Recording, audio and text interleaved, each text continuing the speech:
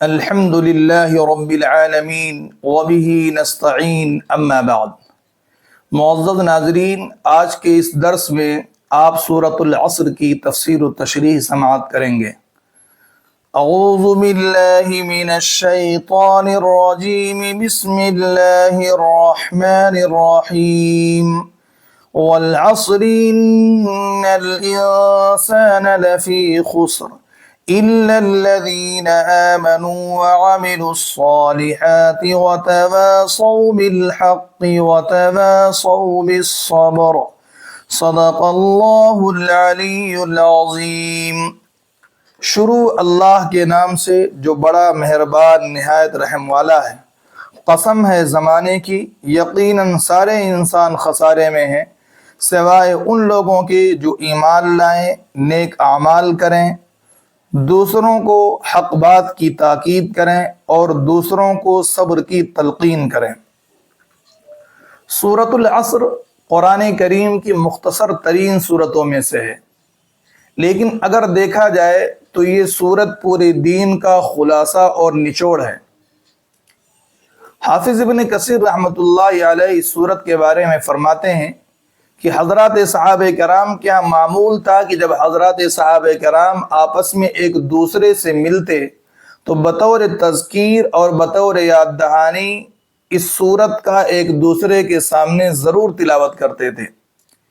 اسی طرح امام شافعی علیہ رحمہ کا فرمان ہے کہ اگر لوگ اس سورت میں تدبر و تفکر کر لیں، اس سورت کو سمجھ لیں، تو یہی سورت لوگوں کی اصلاح کے لیے کافی ہے۔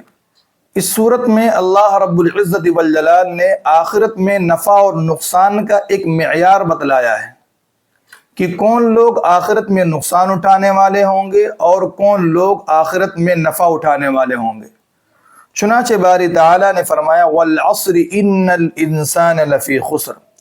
زمانے کی قسم کھا کر اللہ تعالیٰ کہتے ہیں کہ سارے کے سارے لوگ آخرت کے اعتبار سے نقصان اور خسارے میں ہیں۔ یہاں پر یہ بات آتی ہے کہ اللہ تعالیٰ نے زمانے اور وقت کی قسم کیوں کھائی، تو اس کی وجہ یہ ہے کہ وقت کی انسانی زندگی میں بڑی قدر اور بڑی ویلیو ہے۔ اگر انسان کے پاس وقت ہی نہ ہو تو نہ تو انسان دنیا کا کوئی کام کر سکتا ہے اور نہ ہی وہ آخرت کا کوئی کام کر سکتا ہے۔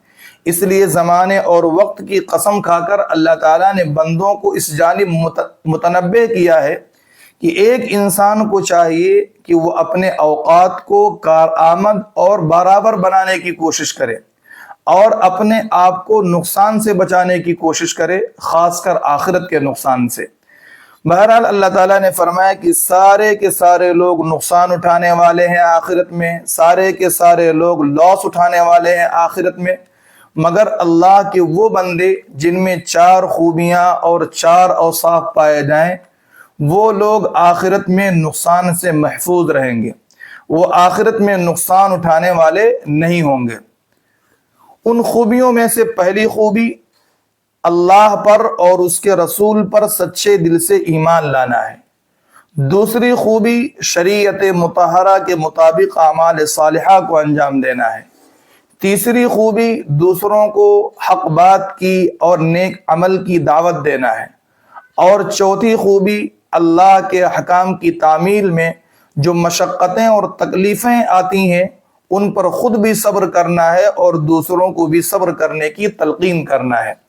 تو جن لوگوں میں یہ 4 اوصاف پائے جائیں گے، یہ 4 خوبیاں پائی جائیں گی، اور جو لوگ ان چاروں کاموں کو کریں گے، یعنی ایمان لائیں گے، اعمال صالحہ کو انجام دیں گے، دوسروں کو حق بات کی اور نیک عمل کی دعوت دیں گے، اور دوسروں کو صبر کی تلقین کریں گے اور خود بھی صبر کریں گے، تو ایسے لوگ آخرت کے نقصان سے محفوظ رہیں گے، ایسے لوگ آخرت میں کامیابی و کامرانی پانے والے ہوں گے اور ایسے لوگ نجات پانے والے ہوں گے۔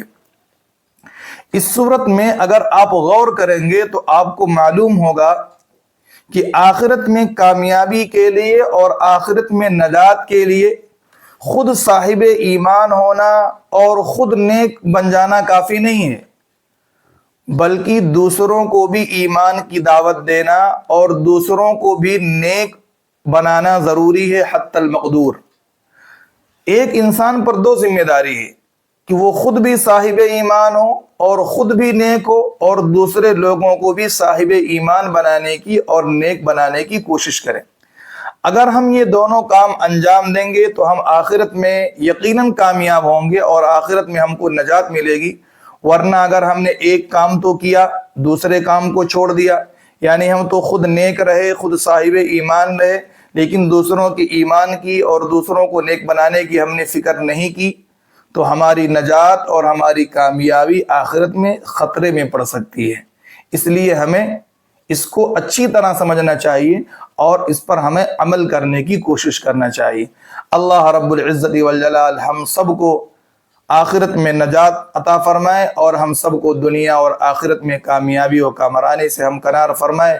وآخر دعوانا ان الحمد للہ رب العالمین۔ Like, comment, and subscribe.